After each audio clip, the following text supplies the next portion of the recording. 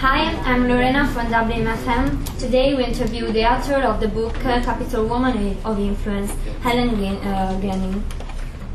Hi Helen. Hi Lorena. Why did you write a book about these women?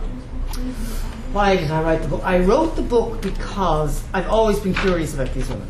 Always. And I wanted to know more about them. And I actually started this as a radio series. It wasn't intended to be a book at all. I have written another book, but the intention wasn't to write this book at all. It was just to talk to women and get them to tell me their stories.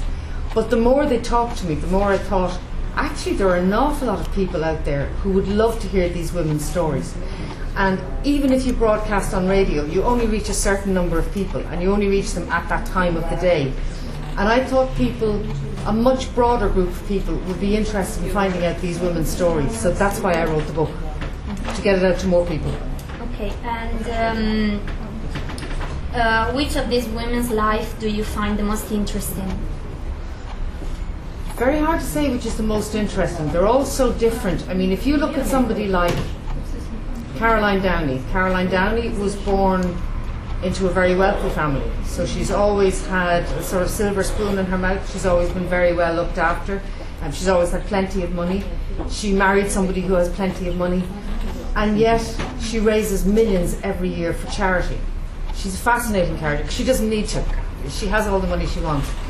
If you look at somebody like Christina Noble, by comparison, Christina Noble's life was absolutely horrid. Her mother died when she was very young. All of her brothers and sisters, including herself, were sent into industrial schools where they were horribly abused. She had her first child when she was 15. She was raped living on the streets of Dublin. She married a very violent man. She's 3 children. And she literally woke up in the middle of the night one night and said, I don't know where Vietnam is, but the children of Vietnam need my help. And she has now been made a citizen of Vietnam. She's been made a citizen of Mongolia. I mean, people just adore this woman for the work that she does for children. And she's the total opposite to Caroline Downey. She doesn't have a moneyed background. She doesn't have the same education. But she's a tremendous empathy for people. Or you've got somebody like Mary O'Rourke, who's born in the country, who wants to become a politician, who has become probably the most successful female politician Ireland has ever had. So I don't know that you could choose one woman. They're all just absolutely fascinating. All different, all fascinating. Okay. And what kind of a relationship was born between you and this woman? Oh, they were just incredible, because I only knew 2 of them beforehand. And from the time they arrived into the radio station, it was like, oh my God, how are you? Good to see you, sit down.